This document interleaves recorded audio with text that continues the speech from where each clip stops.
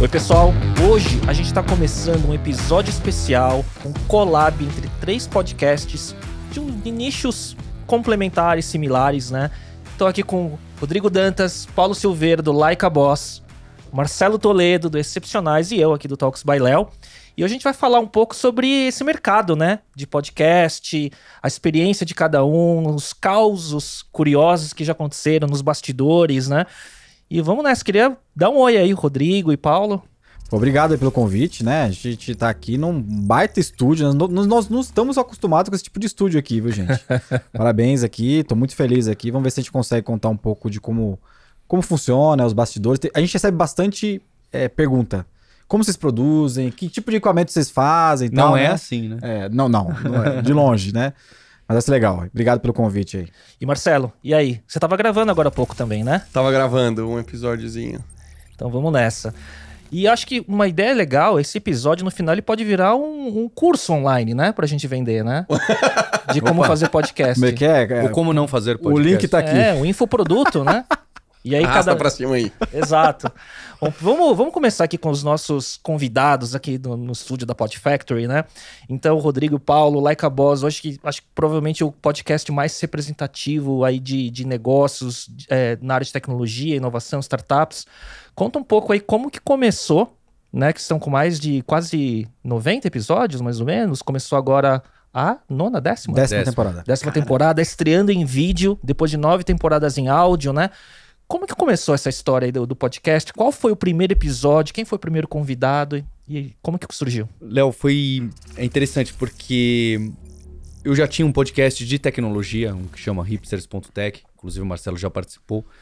E nesse podcast eu via que já tinha bastante público, porque como eu trabalho com tecnologia, desenvolvimento de software, já tinha o público dessa comunidade. Então ele já nasceu com uma audiência forte, eu não precisei construir uma audiência, meio que já veio, né? Foi invertido.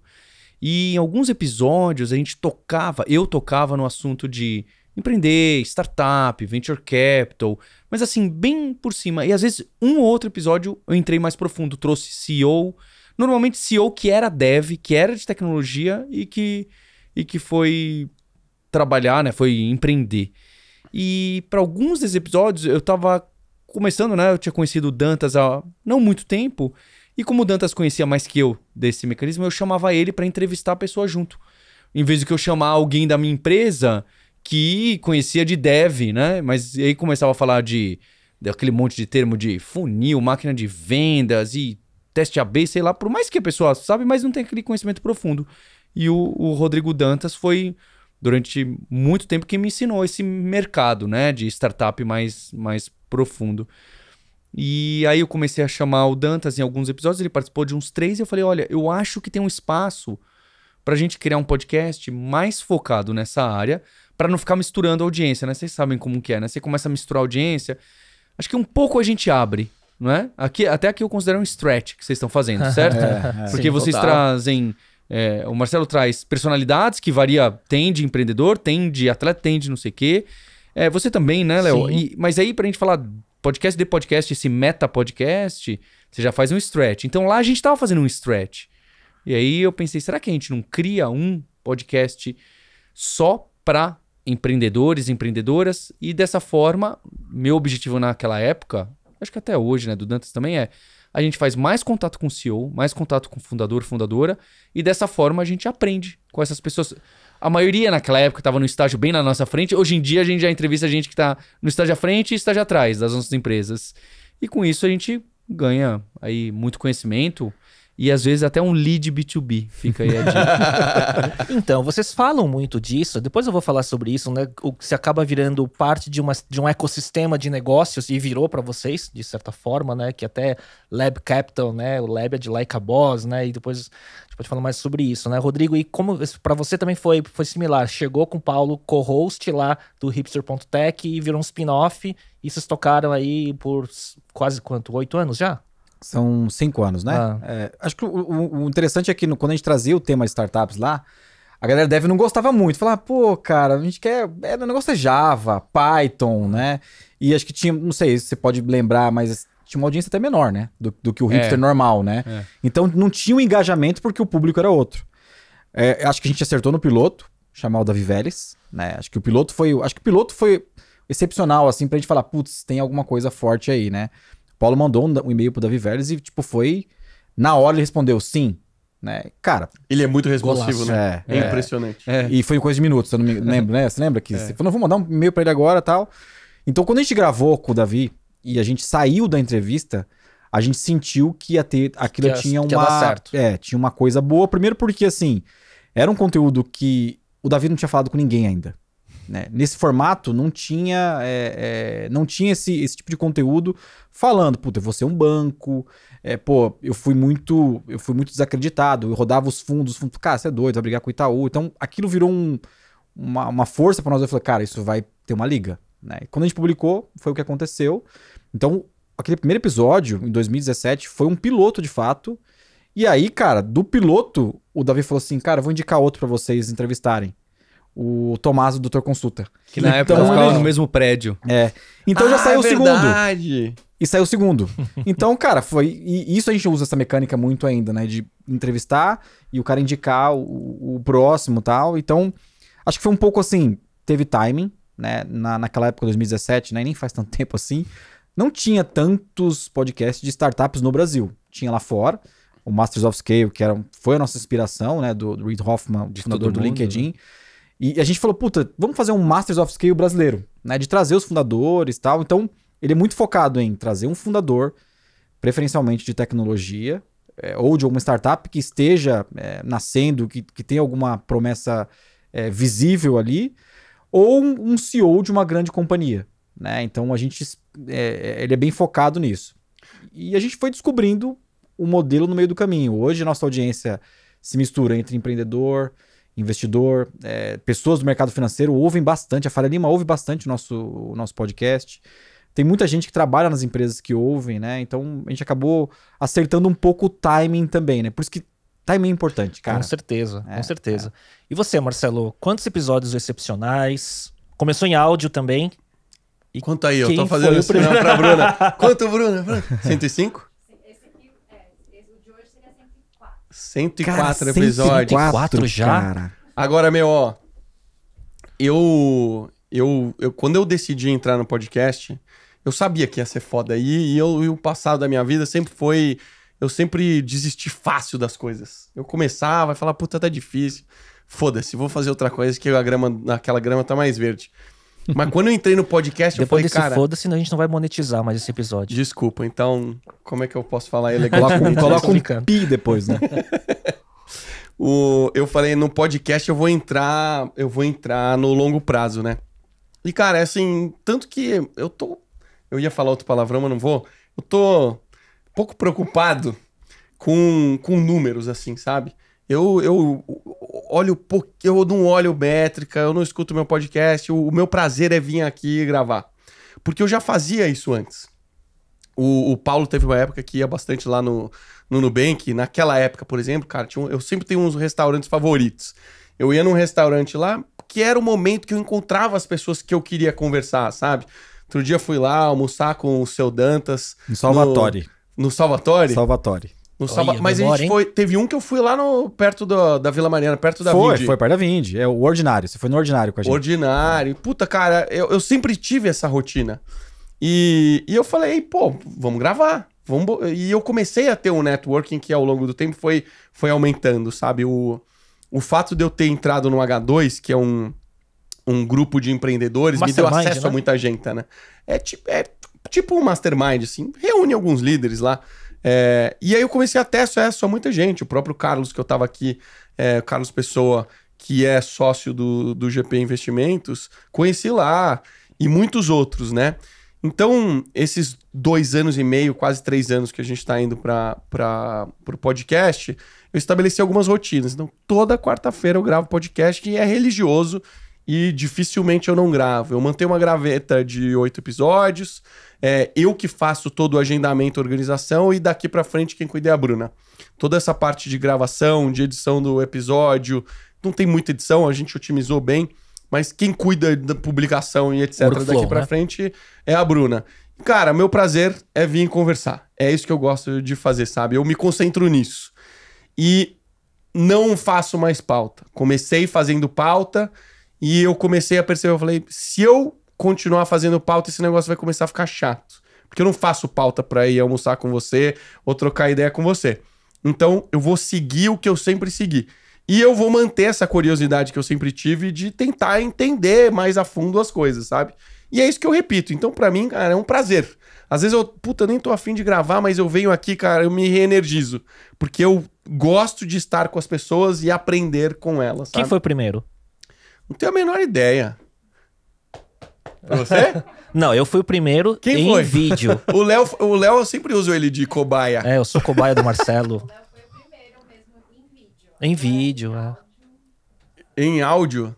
Você não sabe quem foi? Não, até o final dessa gravação a Bruna descobre, ela passa a cola pra você. Eu sei quem foi minha primeira. Vocês escolhem 100% dos entrevistados, assim? Ou vocês recebem uma indicação e puta, essa eu gostei. Ó, deixa eu primeiro falar qual foi João Paulo Pacífico foi meu primeiro episódio. Alguém conhece o João? Não.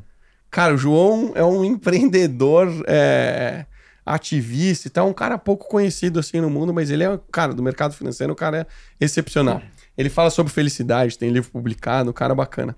Legal. Foi o primeiro. O meu primeiro dessa fase nova do Talks by Léo, que o nome também inventei na hora, não tinha pensado. Quando comecei a fazer aqui na Pod Factory, eu queria fazer um rebranding do nome do meu podcast. Até agora não fiz.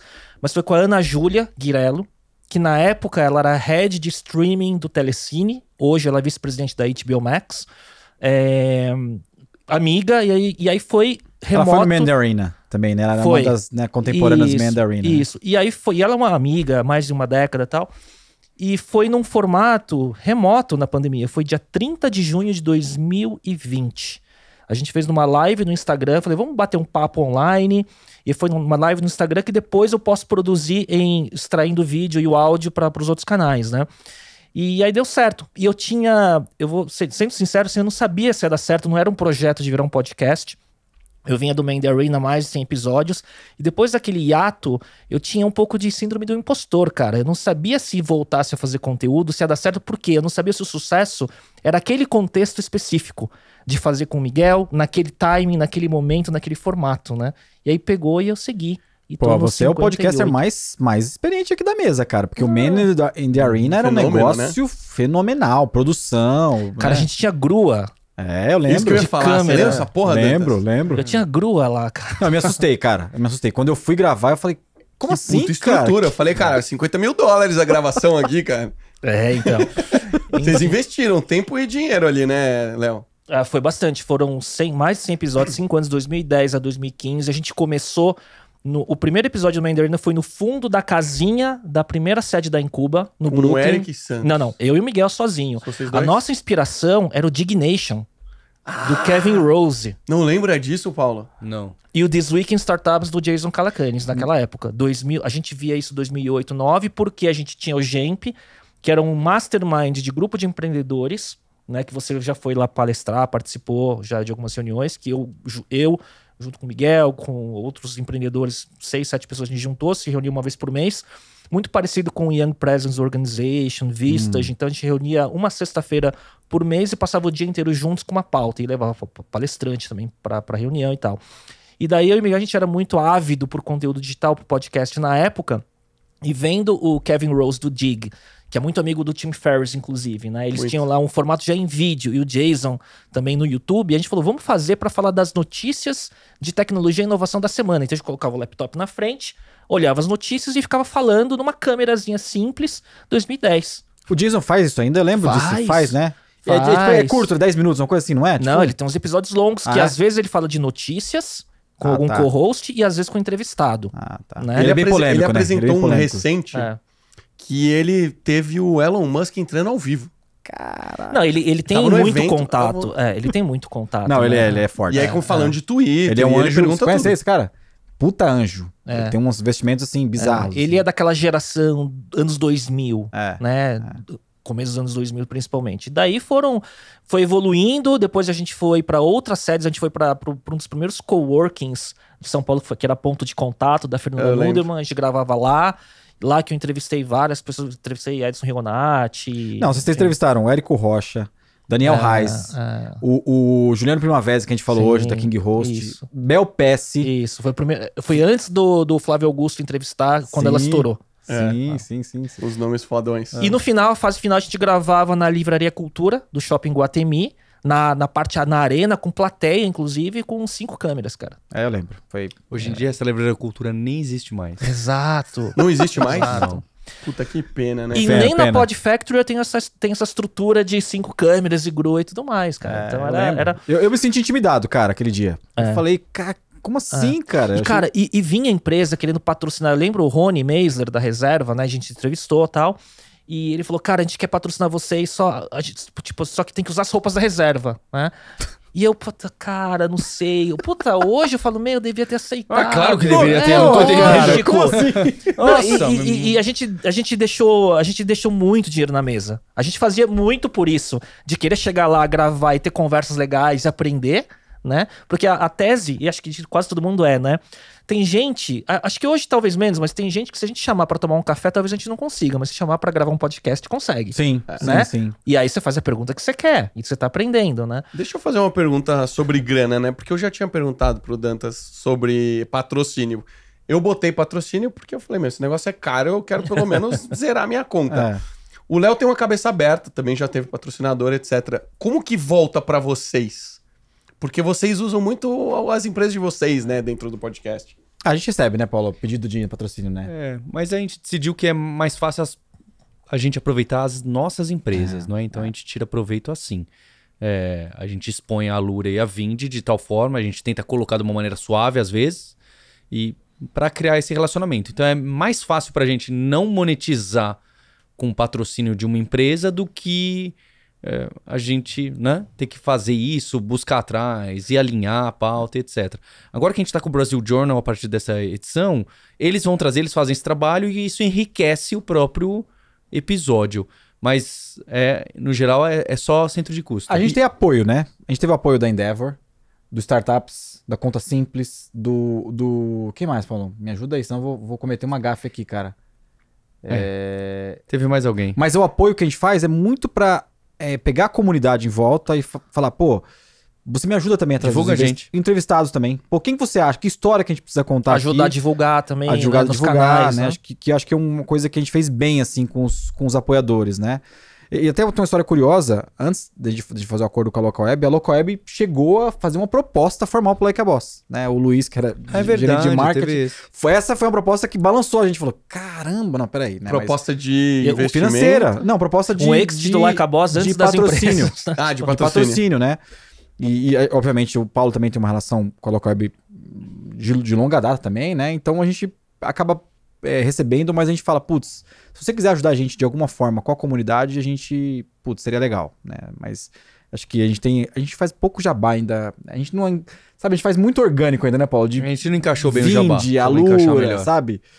Pô, não tenho lá, você não mostra o dashboard da Vindi, os cursos da Alura no meio do Like a Boss, né? É muito nós dois. E é um fazendo business pitch. de vocês que leva a receita para os negócios de vocês, mas que não tem propriedade do business de vocês, né? Isso. Isso. Ninguém tem propriedade, eu acho. Ninguém parou pra definir isso. Mas como a gente, quem banca é a Alura e a Vindi, a gente considera que tá aí, né? Mas é um negócio interessante, né? É um negócio de cauda longa, né? A gente recebe também umas... Pô, como é que eu começo um podcast? Na primeira vez que eu fui gravar com o Paulo, no episódio do Nubank lá, eu fiquei assustado, porque era uma mesinha pequena, uma mesa... É um aparelho desse tamanho, parece um celular grande e Um dois Zoom microfones. H6. O Zoom H6. Clássico. Inclusive no blog da Vindi tem lá como a gente faz o Like a Boss, né? E a gente mostra como é que a gente gravava, o tipo de equipamento. Eu fiquei assustado com aquilo, né? Mas você vê a produção, a captação, o tipo de conteúdo, as perguntas saíram, as respostas e a pós-produção, vira um negócio muito poderoso, né? E era assim. Muitos entrevistados perguntavam pra gente, pô, mas é isso aqui mesmo? É isso, né? É essa mesinha que A você gente traz. precisava de uma sala sem barulho. A gente entrava nas empresas e falava, você tem uma sala sem barulho? É isso que a gente precisava, né? Então, assim, tem muita gente que pergunta pra gente cara, começa simples mesmo. Acho que esse é uma dica de ouro, assim, né? O Nelson, que é o cara de conteúdo da Empíricos, o Nelson Carneiro, ele fala, cara, começa. Vai começar? Começa e vai melhorando. Cara, vai colocando um improvement episódio após episódio. Porque tem uma hora que você vai acertar o formato e aí, cara, você investe em equipamento, em time. Muito do segredo de vocês está na pós, né? Porque a qualidade da pós-produção de vocês é muito boa, né?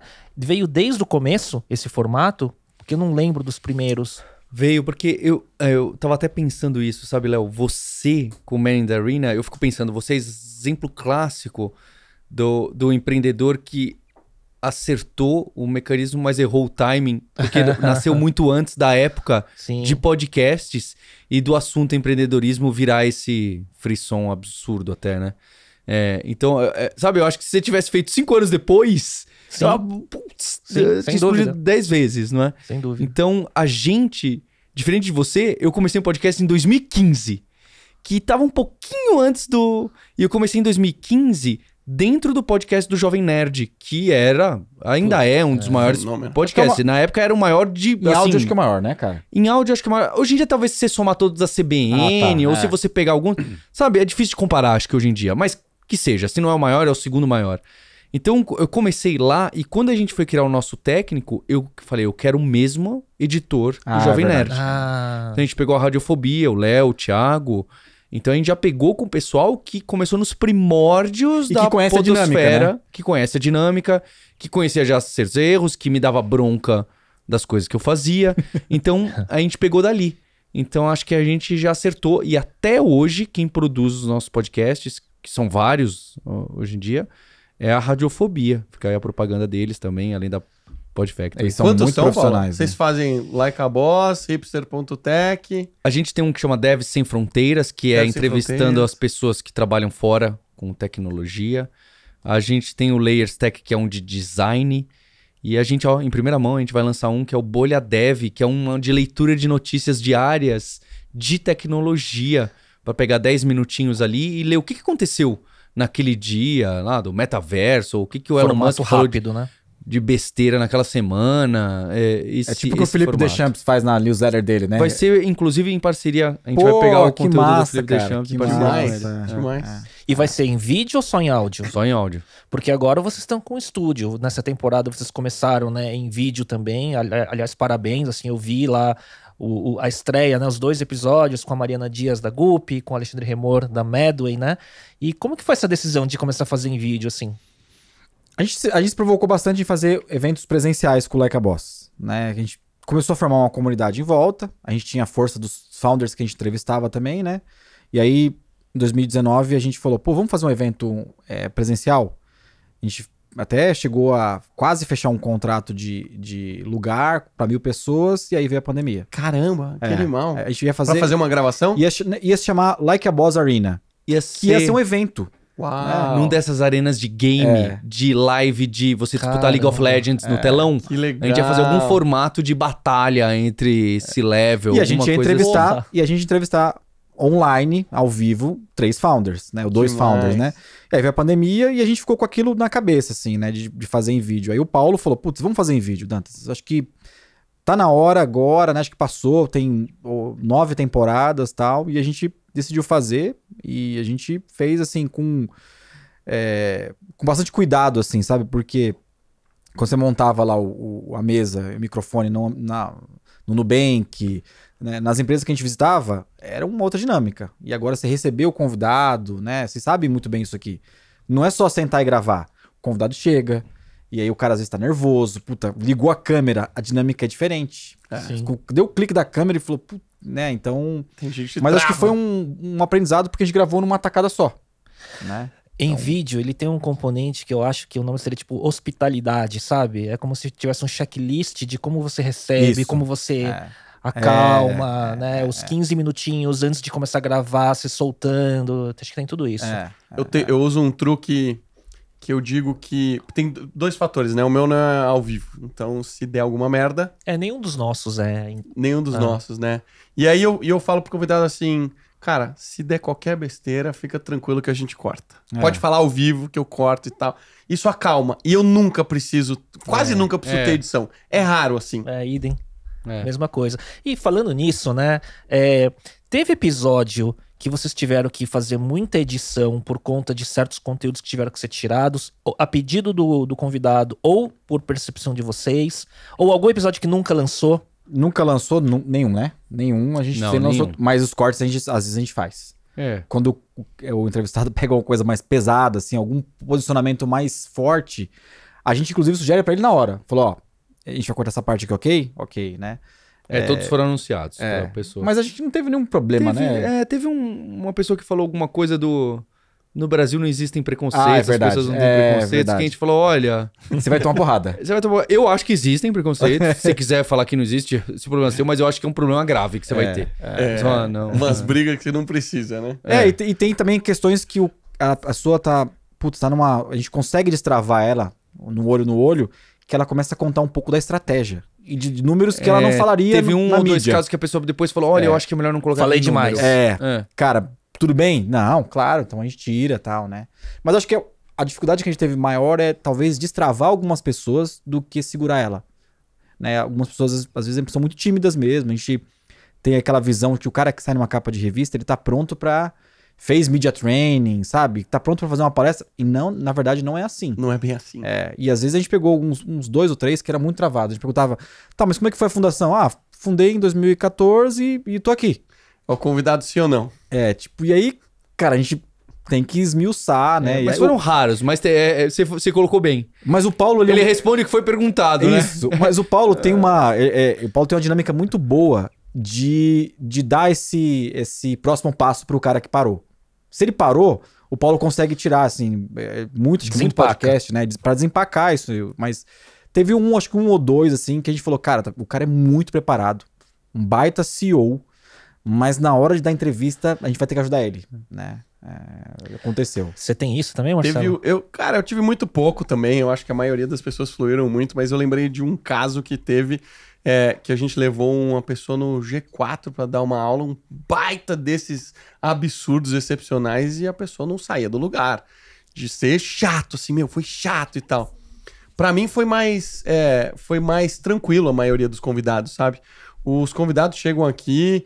Eu não sei, acho que você cria uma imersão com esse lance do fone.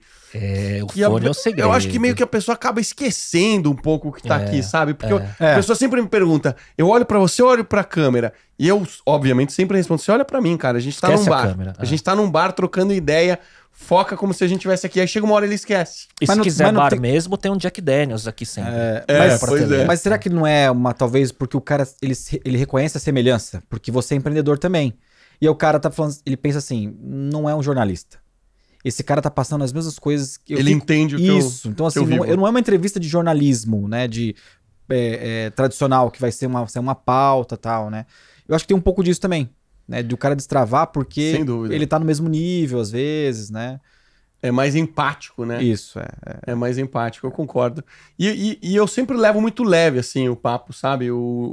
As conversas, como eu não faço pauta, então é uma conversa. Eu não fico pensando em qual pergunta eu vou fazer. Eu realmente presto atenção na pessoa, no que ela tá falando, e só depois, então, que eu vou dar continuidade o que mais eu vou perguntar, sabe? Eu acho que isso deixa a conversa um pouco mais leve. Quando eu fazia pauta, eu colocava perguntas um pouco mais difíceis pro convidado. E já teve ponto que eu fiz pergunta que o convidado falou, cara, eu não sei a resposta pra isso. Te mando depois. Não, eu lembrei de algum caso que a gente... não é nem que a gente não goste, mas é sempre mais desafiador, é quando o entrevistado vem com assessoria de imprensa.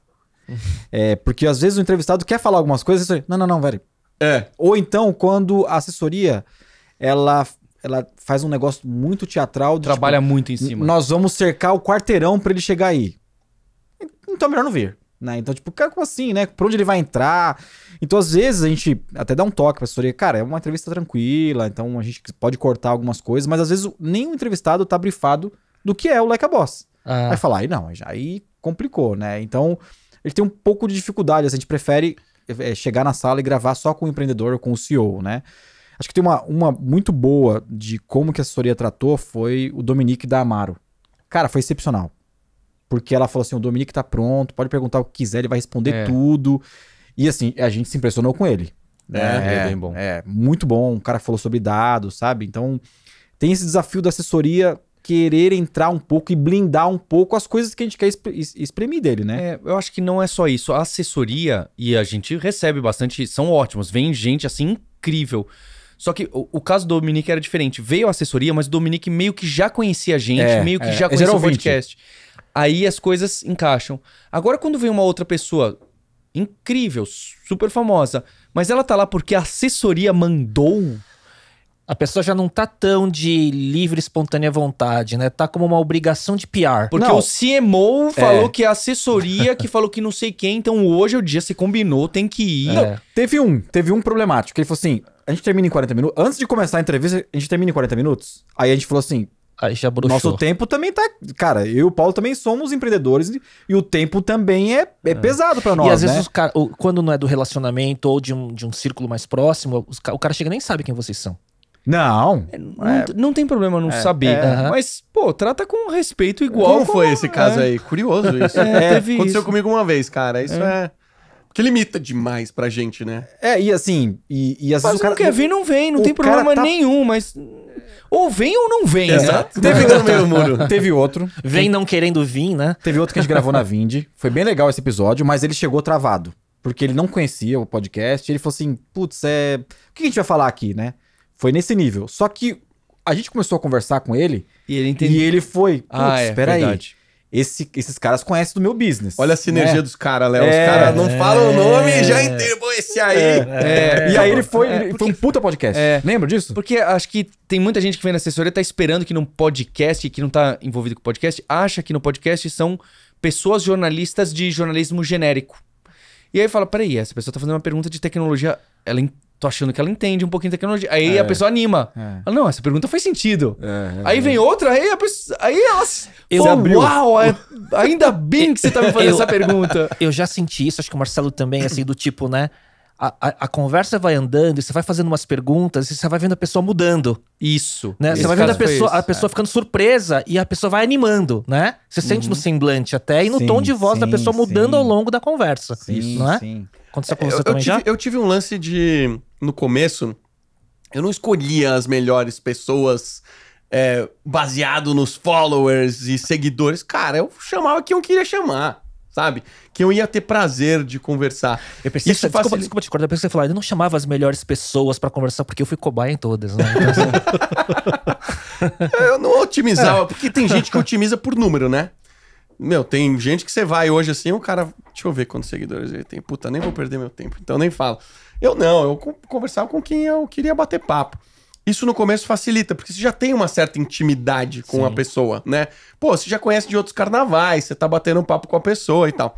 Eu comecei a trazer pessoas que eu não conhecia depois de um certo tempo. E foi tranquilo, né? Eu acho que a Bruna às vezes nem percebia quem era a pessoa que eu conhecia e quem eu não conhecia.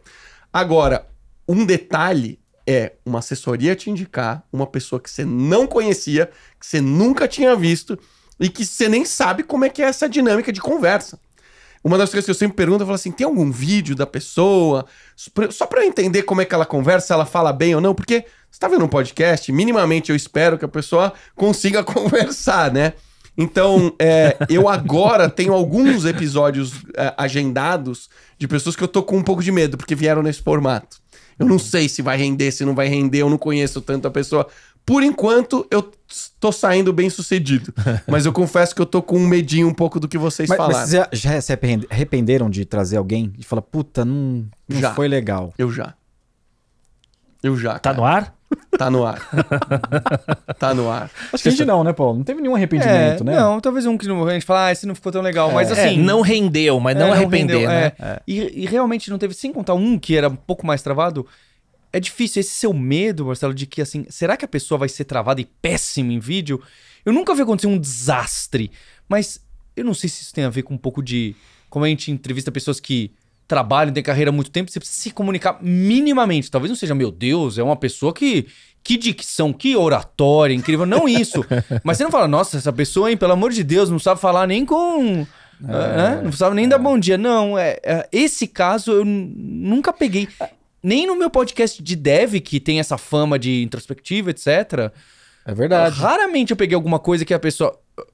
Às vezes já peguei pessoa que fala assim, Falou. Ai, eu tô nervoso, posso fazer? Ai, me perdi. E ela nem tava perdendo. Sabe quando você fala? Não, você continua Tá aí. ok, tá ok, né? Isso eu já peguei uma vez ou outra e é raro. Sabe? É raro a gente fica com esse medo de... A pessoa não vai saber se portar no microfone. Raríssimo. E isso, sendo bem sincero, assim, isso me incomoda pouco, pra falar a verdade, assim. Eu lembrei agora de um convidado que ele parava a cada 5 minutos e pedia, vou falar de novo, que eu acho que não ficou tão bom, né? E aí tinha depois ficado deu ok, trabalho né? na edição. Puta, deu um puta trabalho na edição. Mas tudo bem. Mas a pessoa que eu me arrependi, assim, puta, eu me arrependi não com tanta força, assim. É mais ligado com a questão da educação, sabe? Sim. Porque tem gente que exagera. Eu nunca tive muitos casos. Pô, de 105, teve uma pessoa que eu achei que deu uma exagerada, assim. Eu acho que o respeito é pra todo mundo, sabe? Teve convidado que a Bruna já chegou e falou assim, você percebeu que esse foi o único convidado que não sorriu? Eu falei, caraca, cara, não tinha prestado atenção. Esse tipo de coisa, assim, puta, eu percebo desde a forma quem cumprimenta a Bruna, quem não cumprimenta. Sim. Isso pra mim faz muita diferença. O podcast começa ali, na verdade. O podcast começa ali. No momento que a Bruna tá pedindo informação, tem como você mandar uma foto, tem como você mandar uma bio, se tá respondendo, se não tá respondendo, se chega aqui, se dá bom dia pras pessoas. Isso pra mim faz muita diferença. É o que vai definir se vai voltar ou se não vai voltar. A gente faz um pouco... a gente faz um pouco desse... Pega um pouco de referência. Quando a gente não conhece o CEO, até a gente tem indicações de empresas bem legais, mas a gente sabe que o clima da empresa lá tá ruim, o CEO não é legal com as pessoas, a gente prefere não trazer. Olhar um pouco a história, assim, do empreendedor também, né? Porque senão depois a gente vira saco de pancada. Pô, vocês trouxeram o cara aqui, olha como é que tá Isso aqui na empresa. Isso parece. Pô, como é que vocês trouxeram A gente não esse... sabia. O clima é tóxico na empresa. Mas... Não dá pra saber tudo, né? Não vai no Glassdoor ficar pesquisando tudo, dá, né? Não dá. Como que vocês... como é que é esse processo de escolha, né? De cada... Porque tem duas coisas. Uma é como vocês selecionam, baseado em que porque você quer falar de um mercado ou porque você quer falar muito com a pessoa específica e vocês blocam tudo porque vocês gravam a temporada de uma tacada só, né? Como que é pra vocês? A gente vai no decorrer do tempo anotando pessoas que a gente fala, não sei o que, essa startup aqui, essa pessoa, que legal, saiu lá no Brasil Journal, saiu no Startups com BR. Vamos um dia. Aí a gente vai anotando. Parece aí, que a história é legal, né? Parece que a história é legal, essa pessoa é legal. Muitos aparecem pelo ramo, sim, aparece, tá? Poxa, seria legal a gente trazer um marketplace B2B de alguma coisa, hein? Ou, essa pessoa que a gente fez investimento anjo, quem sabe daqui a 2 anos, quando tiver já um tamanho, a gente chama. Então a gente vai anotando todos esses. Quando chega perto de gravar a temporada, a gente bate nos 20, a gente tem uns 20 nomes. E aí mata uns 12 pra ficar uns 10, né? Porque tem gente que não vai poder na data e etc. Hoje a gente tá bem aberto. Antes a gente queria trazer pessoas mais tecnologia e maiores, empresas... A gente tinha a tendência de pegar maiores. Hoje a gente acha que é bem legal pegar de diversos momentos, né? Desde que tem 15 pessoas, né? Que são promessas, né? E porque a gente regravou com a Gup e...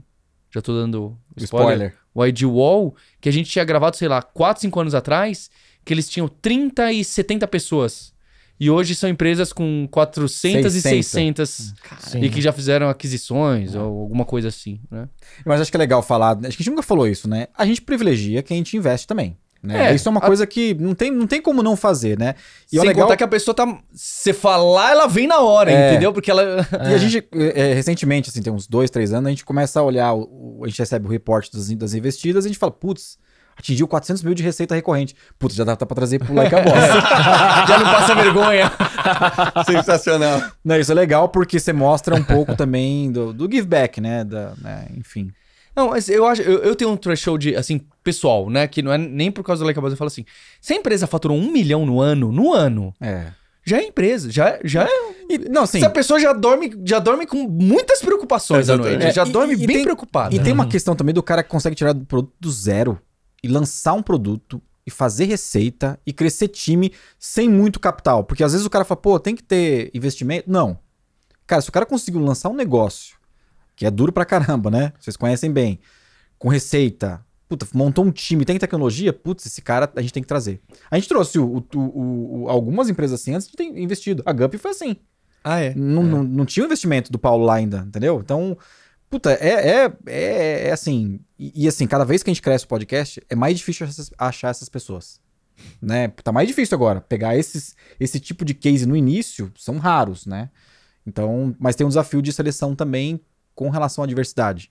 A gente sofre muito com isso, porque são poucas fundadoras mulheres, quase não existe fundador preto, né, negro no Brasil, né? A gente tem talvez 2 ou 3 que a gente mapeou que tem o perfil do Like a Boss, assim, e a gente é cobrado por isso, né, Paulão? É cobrado com razão. E a gente tá tentando, né, achar, então é um desafio também.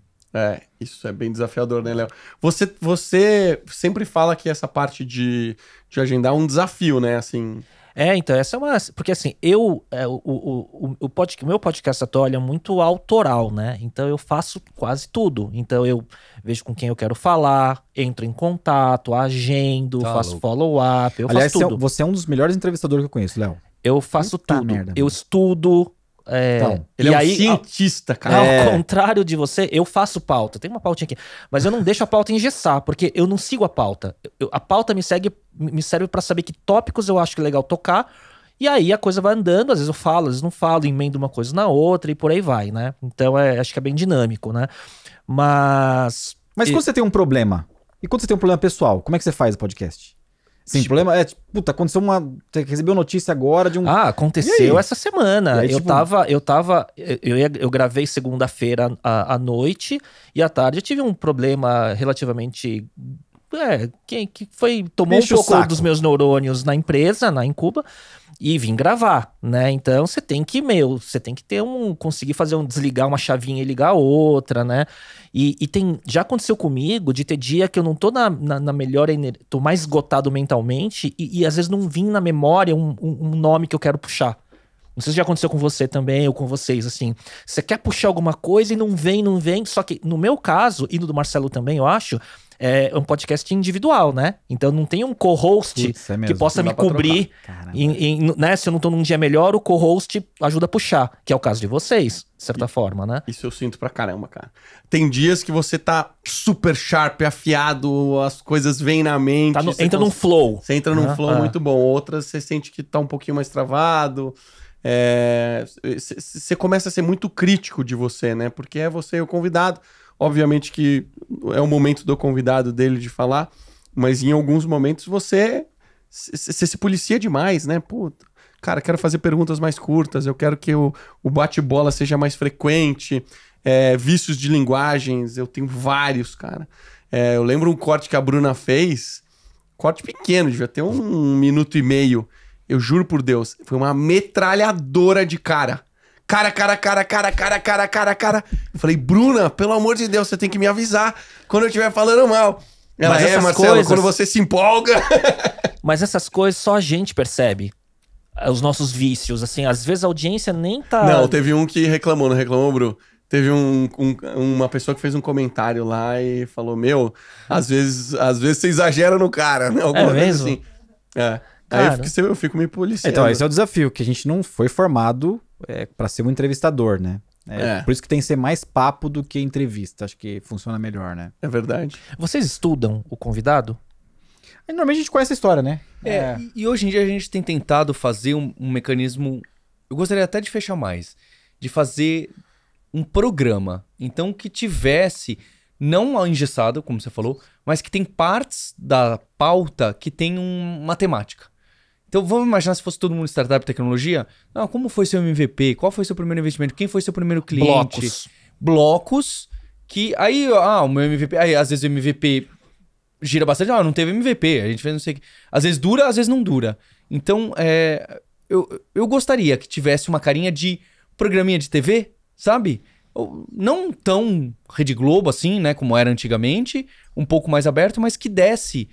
para as pessoas saberem o que esperar. E dessa forma fica fácil você estudar a pessoa e até depois para compilar, né, dados similares, né, criar outros comparar. conteúdos. Sim, né? sim. Aí é umas puta cabeça de engenheiro, né, Paulo? E todo mundo aqui meio analítico gosta disso. Eu adoro isso, que você fala, formatinho, que bacana. Nos 10 minutos eu vou olhar, já vai ser só sobre MVP. Sim. No 15 minutos vai ser sobre isso. Pô, não vai rolar, mas você entendeu. rolar. Pô, a ideia é sensacional. Mira nisso e vê o que acontece. E vê o que sai. É porque normalmente o entrevistado solta algumas coisas no meio. Que são Isso. muito valiosas, né? Mas é engraçado que no Like a Boss eu vejo assim, o Paulo, ele toca mais a cadência. E o E eu quebro, né? Pode falar. Eu desestruturo, né? Não é desestruturo, mas complementa, cara. É bem curioso a dinâmica de vocês. Sim. né? E sobre essa questão da composição de convidado e de diversidade, né? No meu caso, né? Eu falo 80% em média, assim, com pessoas do meio de tecnologia, inovação, startups, né? E esse ecossistema todo. E 20% de outros temas que eu gosto e que eu quero falar, né? Como é muito autoral, então eu gosto de, sei lá, de alta performance, esporte, autoconhecimento, conteúdo e tudo mais, né? E eu faço, sim, um balanço. Eu procuro balancear perfis, né, complementares. Então, homem, mulher, até tamanho de audiências. Eu olho um pouco para isso, nessa ciência da composição da pauta, assim, sabe? Tá certíssimo. Até porque eu penso assim, apesar dele não ser um pilar de business para mim, né, eu fico pensando, como é que eu vou fazer um crescimento de audiência? Como que eu vou ter com que canais que eu vou adquirir audiência, né? É o que muda o jogo, né?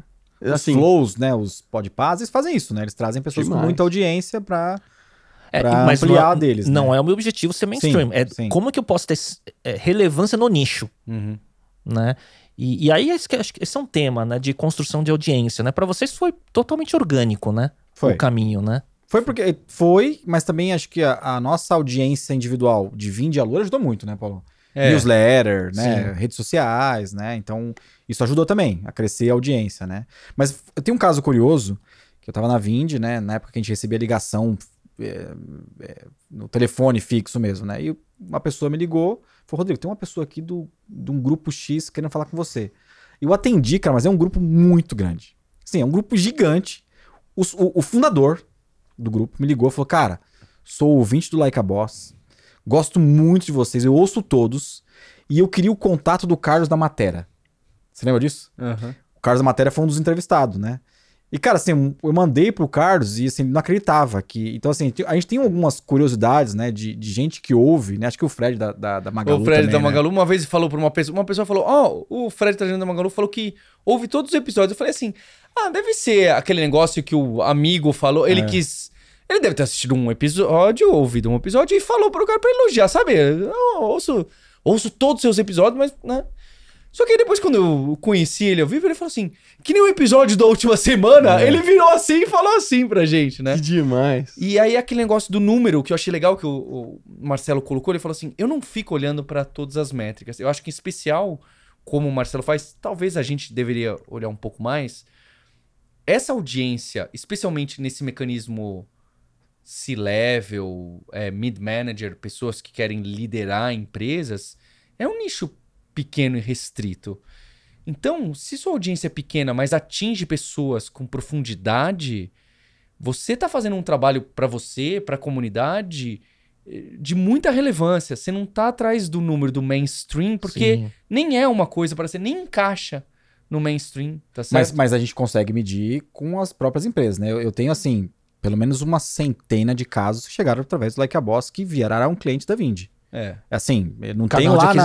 Não tenho lá no Salesforce mostrando, isso aqui veio do funil e tal, mas normalmente quando o vendedor tá lá no dia a dia, ele fala, cara, você acredita que esse cara ouviu um episódio do Like a Boss e depois ele... Então, assim, a gente tem bastante isso, né? Esse feeling é quase que diário, né? Quase que diário. Eu tenho uma história com o Fred Trajano que foi o seguinte, né? Eu entrevistei recentemente o Encher e a gente tava falando sobre o crescimento de live social commerce e aí... Nesse episódio especificamente, eu fiz uma coisa diferente, que eu falei, cara, traz alguns gráficos e tabelas que mostram como que é o comportamento do mercado chinês de influência, creator e vendendo online através do live commerce, né? E aí ele trouxe vários dados muito legais e a gente projetou, né, aqui na tela, enquanto ele falava algumas coisas, e depois na pós-produção a gente editou e colocou full screen esses gráficos e tal, e tinha um dado muito legal que mostrava quanto vendiam os top 10 influenciadores em live commerce na China, a maior influenciadora chinesa que vendeu em 3 horas $500 milhão, alguma coisa assim, né? E é esse o número, né? E aí eu fiz um corte desse trecho, e aí, depois que lançou o episódio, deu 1 dia ou 2 dias, o Vini Porto, que é diretor de CX do Magalu, que é um amigo nosso, inclusive, ele me manda um print de um WhatsApp interno do Magalu, o Fred encaminhando esse corte. Eu tô com medo do Fred ter uma câmera aqui, ele tá ouvindo a gente.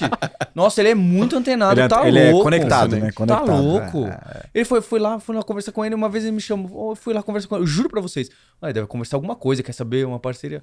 Conversei 1 hora com ele, tipo assim, ele queria conversar, que nem você falou do café. Que demais. Ele me chamou. Aí ele falou, vamos andar aqui no Magalu, eu vou te apresentar os andares. Foi me apresentando os andares. Ele, não foi a secretária, o secretário. Ele foi lá comigo, passou, legal, Paulo, não sei o quê, tá aqui meu zap, etc.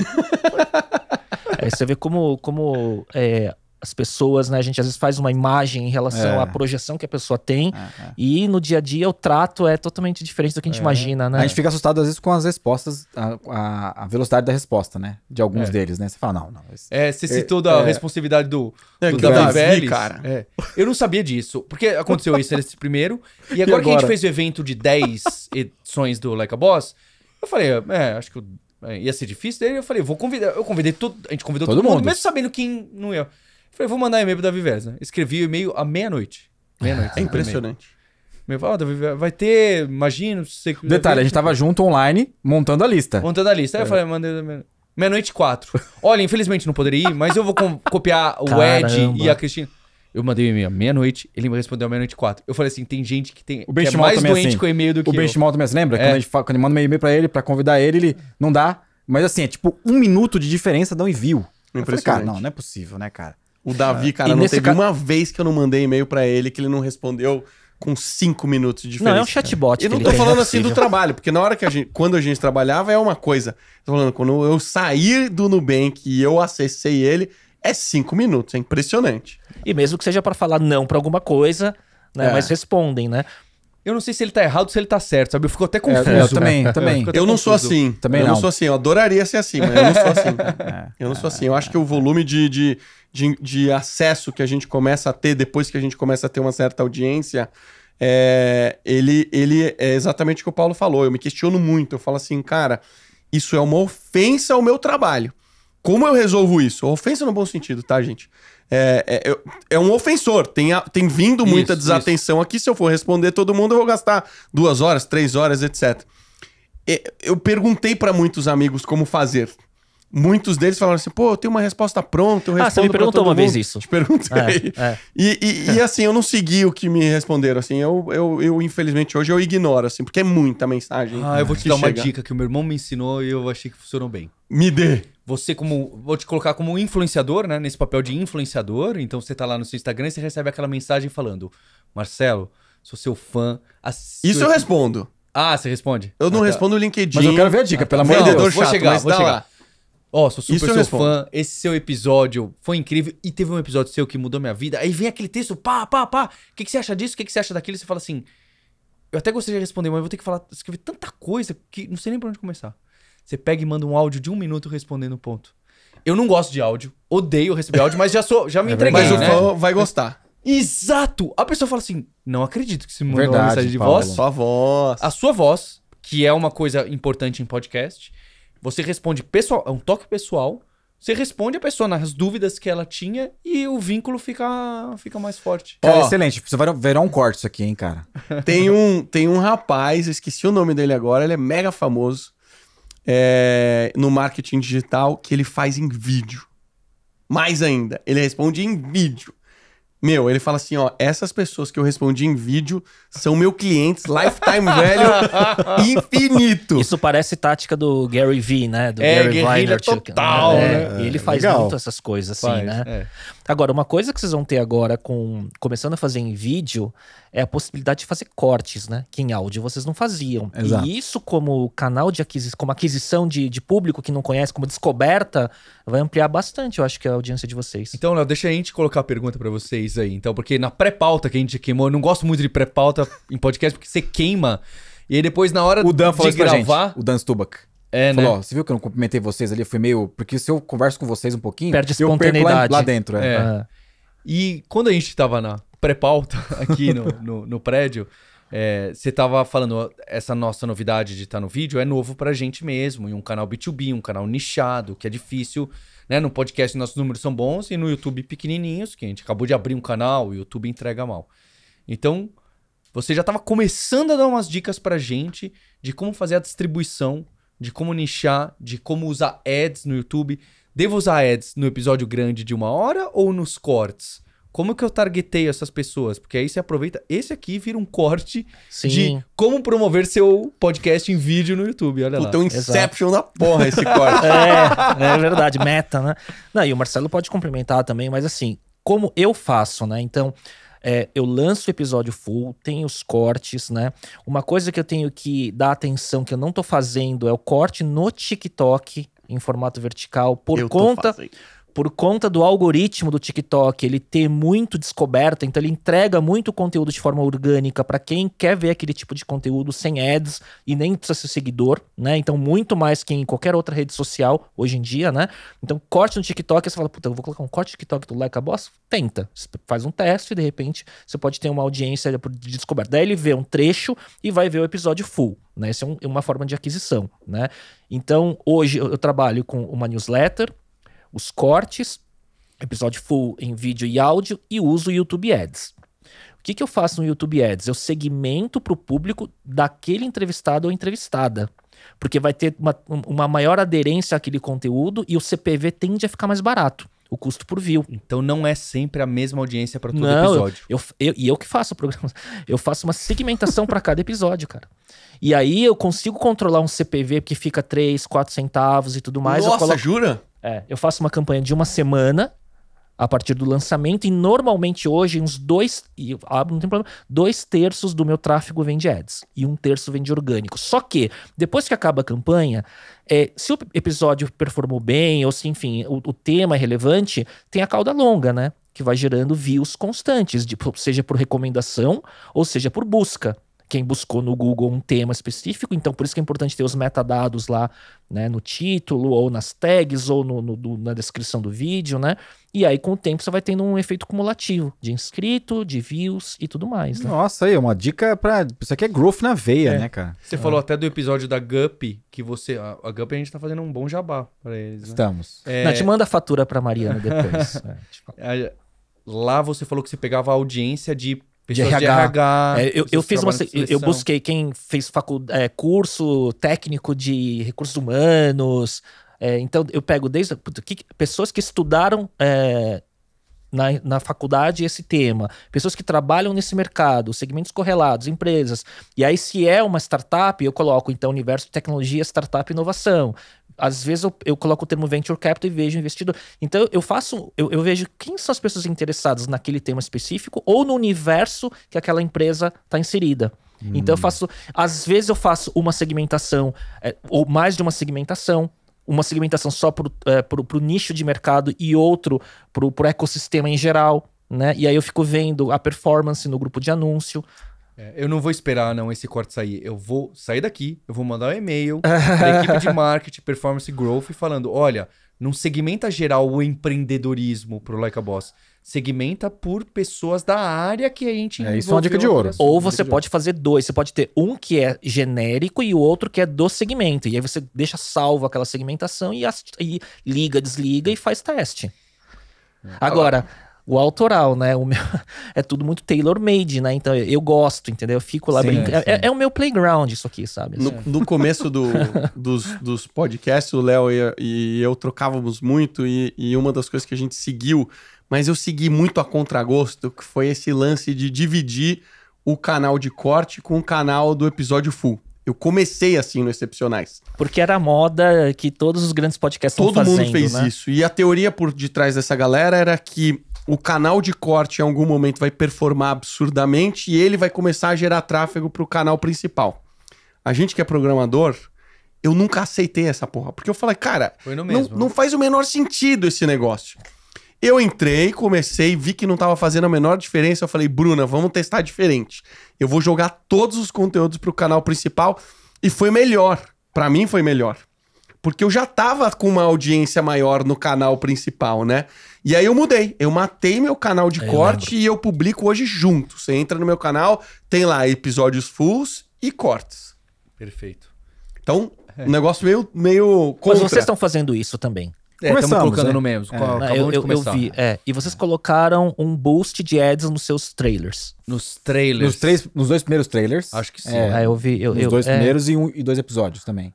Exato. Eu vi. Agora sim. Eu entrei no canal e dei uma olhada em todos os Acho que foi até nos views. episódios mais startupeiros, assim, que foi os que mais... Que acho que a gente foi um teste mesmo bem feito, que foi da Faster, por exemplo, né? Agora, é difícil construir views, audiência, inscritos no YouTube, viu? Não é fácil. Assim, é diferente do Google, né? O SEO lá, ele se comporta parecido, mas tem uma diferença de Isso. como fazer as palavras-chave e tal, né? Quando Tô a gente- aprendendo. Quando eu vejo todo mundo que é especialista em YouTube, né? Então, o pessoal de marketing digital, que tá no YouTube também, e vão dar dica de YouTube, todo mundo fala que como é difícil, né? E que é um trabalho de longo prazo, né? Você vai adquirindo inscrito, audiência, e com o tempo você vai acumulando. Mas ter uma curva exponencial é muito difícil. Não dá pra esperar Agora, muito isso. sim, acho que nós estamos aqui falando sobre como fazer, mas é difícil fazer podcast. Do nível que vocês fazem, assim, é muito difícil, né? Do que a gente faz, assim, de produção e tal. Vocês têm alguma dica de ouro, assim, de produzir, começar? Porque, cara, dá trabalho pra caramba, né? Quer começar, Marcelo? Eu gostei do que você falou, Dantas, começa, né? Começa e faz. Eu acho que o Léo tinha uma abordagem super interessante, que ele pode contar melhor. Ele começou no Instagram, pegava a live do Instagram e dali ele baixava o vídeo e cortava. Eu comecei com áudio, a primeira temporada... minhas temporadas são anuais, né? Uma temporada, o primeiro ano foi em áudio. Eu comecei áudio ao vivo, montei uma maletinha igual vocês têm. E eu levava pro escritório da pessoa e eu gravava. Durou 3 ou 4 episódios isso, porque daí começou a pandemia. Aí eu fui pro digital. Agora, se você começa a querer imitar alguma coisa, tipo a estrutura que a gente tem hoje... Pô, isso custa dinheiro, é caro, deu um trabalho de Ainda pensar em todos os detalhes. São tantos pequenos detalhes. Pra vocês terem ideia, já teve problema aqui, que a gente teve problema de campo magnético. A gente teve que chamar especialistas para descobrir que o campo magnético interferia No sinal digital. no cabo. Sabe? São tantos detalhes que se você se apega a querer pegar essa câmera, essa lente, essa iluminação, o backdrop com a luz por detrás, etc. Você vai ficar doido. Então eu acho que o processo de ser incremental e ser sustentável, pra mim, é o que mais pega. Se não for sustentável, se você não conseguir olhar assim no longo prazo, você vai entrar na estatística. E a estatística é que a maioria dos podcasts não passam do episódio, eu acho que 15, eu já nem me lembro mais o número. Porque... Acho que primeiro é o motivador, né? Por que uma pessoa quer criar um podcast, né? Porque hoje é paleteria mexicana, né? Fazer podcast, né? Então, assim, muita gente quer, né? Mas quer por quê, né? Porque quer audiência, porque quer notoriedade, vender alguma coisa, porque né? quer vender alguma coisa. Eu já vi gente, inclusive, que já visitou aqui a Pod Factory pra pesquisar se quer gravar aqui no estúdio e tal, que falou, putz, não, na verdade é uma estratégia de topo de funil, depois pra ajudar a vender infoproduto. Eu falei, não faça. Não faça, porque achar que você vai ter topo de funil com podcast só se você for muito mainstream. Exato, demora muito você ter audiência grande. Exato, então não é... Eu também acho ruim Não essa é que... ideia. Agora, o podcast, se você tem autoridade, se você domina um segmento, né, e se você gosta de conversar, se você gosta de aprender, você tem paciência, cadência, cria o seu próprio processo, né, confia no tempo, né, para construção de audiência e tudo mais, aí funciona. Ele vai ser mais meio de funil do que topo de funil. E E as pessoas não percebem isso. E outra coisa, ele funciona como um pilar de um ecossistema de autoridade maior, eu acho. Exatamente. É uma peça, né? Ele é uma peça. Exatamente. Eu vejo muito isso, né? E no meu caso, eu tenho os meus negócios, assim como vocês têm, assim como o Marcelo tem. Eu tenho o podcast, né? E eu tenho outros pilares de produção de conteúdo. Tenho coluna na rádio e por aí vai, né? Então, quando eu vejo o todo, é sinérgico, igual pra vocês. O Like a Boss, junto com seus investimentos, junto com as empresas. Tá tudo no mesmo nicho. Né? Acho que para você também, de certa forma, né? Você tá com G4, né? Com a Clivo, com Excepcionais. Ele tem aderência em tudo, né? Porque se você pegar o Tim Ferriss, você vai pegar o Flow, Podpah, não sei o quê. Todas essas pessoas vieram de audiências anteriores. Isso. Eles não criaram um podcast e falaram, esse vai ser meu topo do funil. O topo do funil deles era outro. Veio o podcast depois como uma peça, como ele você colocou. reforça a autoridade, né? E cria tipos de conteúdos mais profundos, que aí eu acho que é muito legal, sabe? E normalmente tem uma tendência a ter sempre aqueles poucos e bons na audiência que acompanham bastante, assim, né? Agora, o Spotify ele começou a testar o formato de vídeo mas não foi, né? O Joe Rogan foi. A gente tava falando aqui do Joe Rogan no começo, que o contrato dele permaneceu, o contrato de 100 milhões de dólares. Eu achei excepcional a funcionalidade do Spotify, de você estar assistindo o vídeo e aí você fecha o celular, continua tocando, você não perde a continuidade, né? Achei demais. Mas não veio, né? Parece que não veio pro Brasil ainda, né? Eu não vi também. Você viu alguma Eu coisa? não vi também, mas o Spotify tem essa aposta em vídeo há muitos anos, né? Falam, Muitos anos, não, a gente né? vai fazer uma aposta... Os eu clipes sempre iam ouço estar isso. lá, né? Os clipes, a aposta total, agora é vídeo e Não vai, eu né? Não consigo... Não vai. entrar. Eu acho que a usabilidade da interface para ver vídeo é ruim. Então você tá... Porque normalmente você tá no Spotify no celular, né? E eu, por exemplo, eu gosto de consumir podcast em vídeo na minha Smart TV. Aliás, no meu Apple TV na TV, né? E eu tô lá, sei lá, em casa, após o terceiro turno, 11 horas da noite, ligo lá, assisto alguma coisa, um corte ou alguma coisa que eu quero ver, numa playlist e tal, e tô lá na TV, né? Pra ver vídeo. Ver vídeo no celular, eu não me sinto confortável. Qual podcast que você gosta? Putz, eu tenho vê? vários, cara. Tem o dia que eu tô vendo desde um mainstream, que é raro, mas eu tô vendo um Flow, um Podpah. Mas eu tenho alguns podcasts específicos que eu gosto. Eu gosto, por exemplo, de alta performance e longevidade e nutrição e exercício. Então tem Huberman Lab, por exemplo, que eu acho muito bom, que você conhece também, né? Tem o do David Sinclair, que é de aumento de longevidade. Ou de, sei lá, de esporte, de musculação. Eu vejo outro, né? E por aí vai. Então depende do tema. Então, Eu sou de fases, assim. Teve, por exemplo, na época do Nubank, eu escutava muito hipster.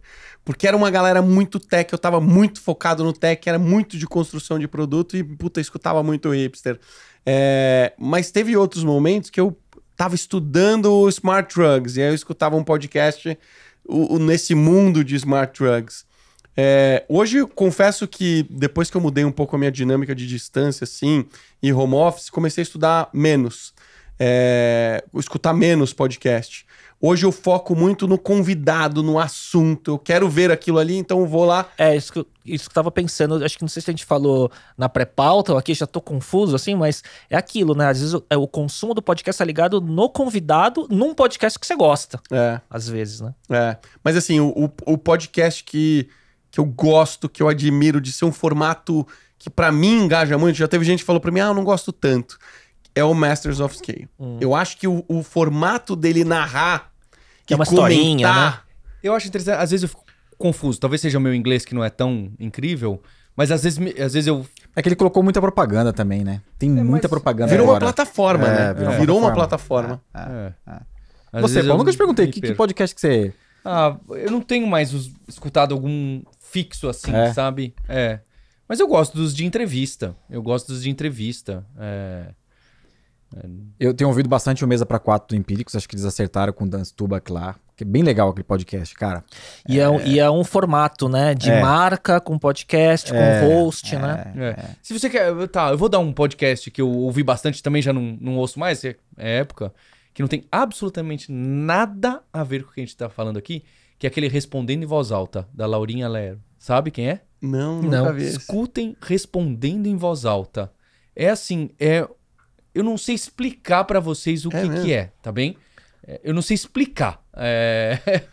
Não tem nada de empreendedorismo, não tem nada aqui disso. Pra ver o que eu tenho pra indicar. É bem impressionante. Eu também tenho outro pra indicar que eu não entendi nada. Explica melhor. O que é? Como é que é o nome? Respondendo... Ela fala das coisas do dia a dia dela. É um monólogo. Às vezes tem uma entrada ou outra de um ouvinte que manda áudio no Telegram pra ela e ela puxa a pauta dali... Fazendo assim... demais. É uma viagem que faz sentido. Sabe aquela viagem que faz sentido? Você fala, tem razão. Quanto tempo de episódio, mais ou menos? São curtinhos.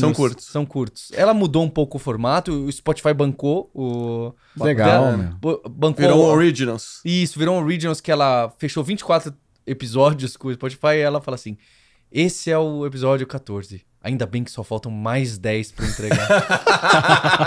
Ela demais. Incrível. Acho que a gente comentou aqui do Mano Brown também, um baita podcast. Mano a mano, né? Acertaram ali. E eu tenho outra dica também, que é o Here's the Thing, do Alec Baldwin. Vocês já ouviram esse podcast? Nunca ouvi esse. Cara, é maravilhoso. Ele traz todo mundo, assim, e é um ator, né, conhece bastante da dinâmica das celebridades lá, mas ele traz temas engraçados. Ele trouxe um cara que estudava comida italiana, né? Então, a família da Vanessa, minha esposa, é italiana.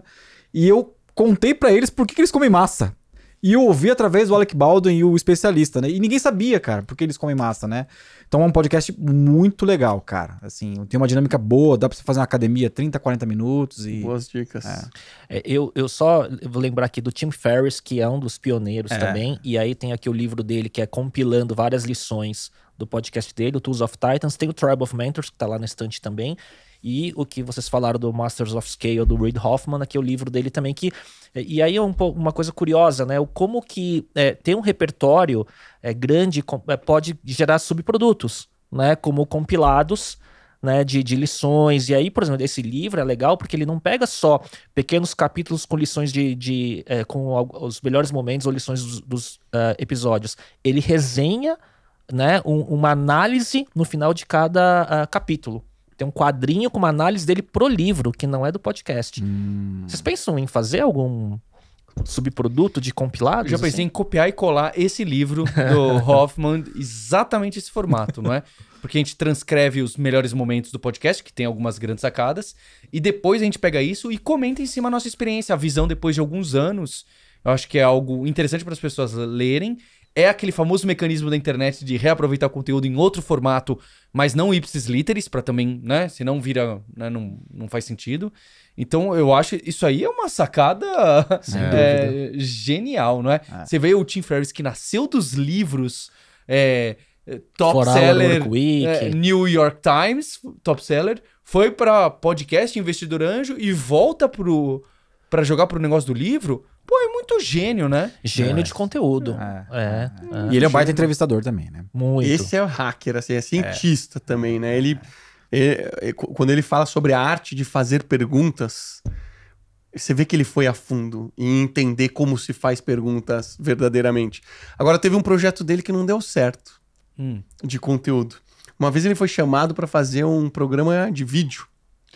Uma série. Onde ele decodificava pessoas em algum ramo de especialidade. Então um dia ele foi pro Japão, um dos episódios é ele indo pro Japão, aprendendo a montar cavalo e atirar em arco e flecha. Que era aquilo que ele falava no Forward Week, como ganhava o campeonato Taekwondo. Lembra que ele tem sempre os hacks dele, né? Ele foi campeão, né, de Kung Fu ou qualquer coisa desse tipo. Que nessa época que ele escreveu esse livro, que ele era só famoso por esse livro, ele era meio... A galera ainda não sabia se ele era fake ou não. Era meio charlatão. Era meio charlatão. É verdade. É impressionante que ele saiu. Isso. É impressionante a trajetória dele. É impressionante. Eu acho também. Realmente. E esse programa era legal, mas não virou mainstream. Flopou. Não, se você vê os vídeos do canal do YouTube dele bem antigos, era assim, como descascar ovo em 1 minuto, entendeu? Então era tudo nesses hacks, como se ele estivesse buscando... Life hacks, buscando notoriedade. E até como ele lançou 4 Hour Work Week na Web Summit, alguma coisa assim. Ele foi se aproximando dos blogueiros famosos da época, Robert Scoble, Guy Kawasaki. Então ele dava o livro, buscando ser citado no blog deles. Então, e foi 2007 o lançamento do 4 Hour Work Week. Então, antes de social media ser o que é. Eu li esse livro em 2008 e eu fiquei também encantado. E o que aconteceu de 2008 até aqui? A minha vida é o 80 Hours Work Week e o do Tim Ferriss, a vida dele é o 120 Hours Work Week. É curioso como o livro dele, pra ele, flopou. Esse cara trabalha de manhã, de tarde, de noite e dorme com smart drugs e não sei o que e tal. Tem a meditação, o estoicismo, etc. A vida dele não é... não, eu tô lá na praia 4 horas na semana. Ele tá completamente viciado no trabalho. E aí eu vou deixar minha dica de livro que tava no meio da pauta ali do livro ou podcast. Consumo de conteúdo. Que é A Sociedade do Cansaço, daquele filósofo alemão-coreano que tá na moda, já tem uns 4, 5 anos. Ele é o anti-podcast que a gente faz, falando por que você precisa de longevidade? De 90 para esticar para 93 anos, para viver escravo de número, de performance, de ser o melhor empreendedor, de ter mais funcionários e ganhar mais dinheiro?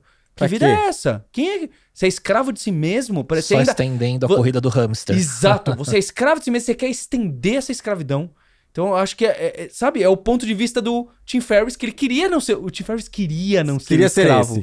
Ele queria ser isso. Sim. Ele não é. Não é. Não conseguiu. Se é bom ou se não é, esse julgamento não, cada um pode fazer. Mas ele não é o 4-Hour Work Week hoje, certo? Não é. Não é. Certamente não é. Vamos fazer uma rodada aqui mais indo pro final. Dicas de conteúdo. O que você tá consumindo, Marcelo? Por incrível que pareça, cara, eu sempre vendo umas coisas completamente diferentes, né? Cara, eu tô numa vibe muito de estudar a Bíblia, a religião, essas coisas. A Renata vai puxando essas coisas e eu vou tagging along com ela, assim. Existe um aplicativo que chama-se The Chosen. Alguém já ouviu falar disso? Meu, esse é um dos cases mais fodidos que eu vi recentemente de conteúdo. É um empreendedor e produtor de conteúdo que ele decidiu contar a história da Bíblia de um jeito cinematográfico, numa superprodução e com investimento do público, crowdfunding. Caramba. Ele já fez 2 episódios, é 100% gratuito, ele não pede nem e-mail, ele fala assim, cara, eu não preciso nem do seu e-mail, assiste do jeito que você quiser. Você que entende de produto, Paulo, meu, incrível, simples de usar, ele bota compatibilidade com televisão, etc e tal, e explica de um jeito que engaja, o storytelling é fantástico. Ele já gravou 2 episódios, ele tem a ambição de gravar 7, já tá produzindo a 3ª, já levantou dinheiro pra isso, e obviamente que ele coloca no aplicativo lá, se você gostou, se você achar que tem valor, doe pra ajudar a gente a conseguir gravar os 7, e ele coloca uma barrinha de progresso, assim, que eu achei demais. Ele fala assim, ó, até aqui a gente vai conseguir gravar com o dinheiro que vocês já deram. Pra gravar a 5ª, a 6ª e a 7ª ainda falta dinheiro. Então, minha recomendação de conteúdo é muito boa, porque eu nunca tinha parado pra estudar profundamente a Bíblia, e ele faz de um jeito muito engajador. Gamificado, inclusive. Quase. Gamificado. Eu vou dar uma dica que eu tô lendo, acho que muita gente já conhece, mas eu tô lendo pela 2ª vez seguida o Almanac do Naval Ravikant. Maravilhoso. Que eu comprei a versão impressa. Puta, é muito legal. É muito bom porque ele divide em 2 capítulos, né? Negócios e autoconhecimento e felicidade. Então, cara, meu, que na minha visão, né, ele teve um primeiro momento da vida dele de perseguir o sucesso financeiro profissional indo pro mundo, né, de tech, de venture capital e tudo mais. E ele é um cara muito filósofo e um cara que busca autoconhecimento. Então ele tenta equilibrar esses 2 lados. E o livro dele são 2 metades contando, né, esses 2 temas. Muito bom. Muito e um bom. comentário sobre esse livro, ele foi muito criticado, porque ele já tinha atingido uma posição como empreendedor de sucesso, investidor de sucesso, e ele quis se posicionar como filósofo. Caramba. Ele hoje é um filósofo, assim, ele fala, ele é respeitado por isso. Esse livro não foi nem ele que escreveu, foi uma pessoa que juntou compilou. os compilados dos textos dele, e é gratuito esse livro, inclusive. Pode ser baixado gratuitamente, tem e-book que pode pagar, e tem a versão hardcover e paper cover, sei lá. Mas eu comprei em português, inclusive, que vende nas livrarias hoje, e é fantástico. Esse livro é demais. Ele é muito bom. O Instagram dele é sensacional, né? @naval. E o Twitter também dele, né? Ele tem umas threads Os muito threads, bacanas. Tem dica, Dantas? Cara, eu tive um hiato muito grande com leitura, porque eu ficava consumindo muito negócio de SaaS, métrica, blog, né? E eu me distanciei, tava ouvindo muito podcast, eu retomei, sei lá, uns 1 ano e meio, ler um pouco fora desse mundo de startups, né? Então, acabei lendo bastante coisa de filosofia também. Eu li recentemente o livro do Drauzio Varela. O cara é um cara diferente, o Drauzio Varela, né? Um maratonista com 70 e poucos anos. E esse livro chama Correr. Cara, pra quem faz exercício e tem que tomar algumas decisões difíceis sendo empreendedor, tem uma família pra cuidar aí e ser maratonista, cara, ele conta os detalhes de como acordar todo dia de manhã e ter uma coisa na cabeça que mexeu bastante comigo, assim, de tipo, cara, você vai fazer, você consegue, sabe? Começa com 10 quilômetros, depois você vai pra 21, depois você faz 30, cara, vai estar frio, sua esposa vai estar brigada com você. Então, assim, ele dá alguns detalhes de como médico, ele tem uma visão privilegiada, né? De como você manter uma rotina saudável e como você estender a vida não somente pro trabalho, né? Mas Legal. para as coisas que ele faz também, porque ele tem filho, enfim, filhos já criados. Eu gostei bastante. Chama Correio. Minha dica é essa aí. Última pergunta, só pra fechar, eu tô com uma curiosidade. Que hábito que você tá hoje em dia mais investindo tempo? Assim, Hábito de lazer, hobby. eu voltei também a estudar guitarra, né, recentemente. Eu fiquei longe da guitarra 5 anos. Famosos riffs do seu Dantas. Eu fiquei 5 anos e eu não sei o que aconteceu. Acho que provavelmente foi o trabalho mesmo, a Vind. Mas eu fiquei 5 anos sem tocar numa guitarra, cara. Bizarro isso, né? Eu toquei dos 12 aos, sei lá, dos 30 e poucos, né? E o 100 Riffs foi a volta. Foi a volta. Foi a volta. Aí comecei a estudar de novo, aí comecei a me interessar de novo. Dá pra ver que tá destravando, Tá viu? destravando e tal, né? Então, A cada eu tenho conteúdo. assim, me dedico, sei lá, umas 3 horas por semana. Legal. E é uma coisa que faz eu voltar um pouco no passado, como eu comecei a gostar de alguns discos e tal, Boa. né? Esse é um assunto legal. E você, Paulo? É engraçado, né? O trabalho vai engolindo tudo, né? Eu fui perdendo alguns, não sei se hobbies, ou pelo menos você colocou como hábitos, né? Eu tenho um hábito, desde que eu tive minhas filhas, o hábito do horário de acordar cedo, que antes eu acordava às 11 da manhã e era orgulhoso por isso. Hoje eu falo, nossa, que vergonha, né? Mas porque você tava programando de madrugada, certo? Trabalhando. Madrugada como se isso fosse um grande diferencial, trabalhar até as 3 da manhã, né? Então, fazer o café, moer o café é um hábito que eu tenho, de experimentar grãos diferentes. Acho Aliás, que esse o Paulo é um baita... Como é que chama? sommelier de Como é que chama? café. Sommelier de café? Eu não, Como é que é? Barista, eu não consigo pegar, tá? Os aromas e tal, mas eu experimento todos, vou em todas as cafeterias de São Paulo, conheço os baristas, conheço de onde eles compram o grão, onde eles fazem a torrefação, o que são os métodos, conheço um pouco, tá? Pô, então dá dica do que você mais gosta aí pra nós. Hoje em dia eu compro muito grão que tem a torreficação lá do Catarina Coffee, que é o Love and Coffee, que fica lá na Vila Mariana, inclusive. Eu vi um post seu falando o melhor café. Foi isso, recente. Na nossa incrível. rua. Nossa, É um lugar, eles fazem a torrefação e vendem em muitos lugares de São Paulo, e há uns 3 anos pra cá, eles começaram a abrir de sábado e domingo. Numa garagem. E um deles é engenheiro químico, lá da USP, e ele faz as bebidas, faz experimentação e traz dos outros lugares. Então eu acho incrível, sabe? É aquela curiosidade de nerd que vira profissão. Eu acho incrível, eu fico fascinado com isso, né? Então eu acho que esse é um hábito do café. Um pouco de esporte, que na pandemia perdi um pouco. E tenho retornado no videogame e na leitura. Acho que são duas... Já tem bastante aí, pô. Tem bastante. Se eu conseguir manter isso, já é bem interessante. E você, Marcelo? Pô, eu tô... a minha empresa é de saúde, né? E então eu tô muito fundo, assim, estudando coisas de medicina, cara. Eu tô muito focado na empresa, né? A gente tá fazendo um trabalho muito importante na saúde, então eu tô num ritmo, numa cadência de gestão muito firme na empresa. Isso tá sendo muito bom, recebendo muitos feedbacks positivos. Isso demanda bastante tempo, você precisa estar muito sharp, você precisa ter muito claro do caminho que você tá seguindo. Isso tá sendo bem bacana, mas ao mesmo tempo tá conversando com os médicos e tá estudando mais sobre o corpo humano, que era o que eu fazia muito no passado, né? Eu sempre estudava muito essas coisas de biohacking. Eu sou muito fuçado dessas coisas, né? E eu comecei a aprender coisas que, quando eu compartilho com os médicos, amplifica. Então, recentemente, existe uma moda dessa galera que toma Vevance, né? Vevance virou a droga do momento pra quem quer tá hypado. No mundo, né? No Que mundo. tipo Adderall, tipo essas coisas. Ele é muito parecido com o Adderall, mas ele é mais moderno, digamos assim. E aí, eu descobri, através de um médico meu, um suplemento que ele substitui o Vevance. Poucas pessoas conhecem isso. Qual é? Cuidado com as dicas aí. Chama-se NAD e NADH. NAD e NADH. Esse é um suplemento que ele ajuda na comunicação intracelular. Então você melhora o transporte de energia.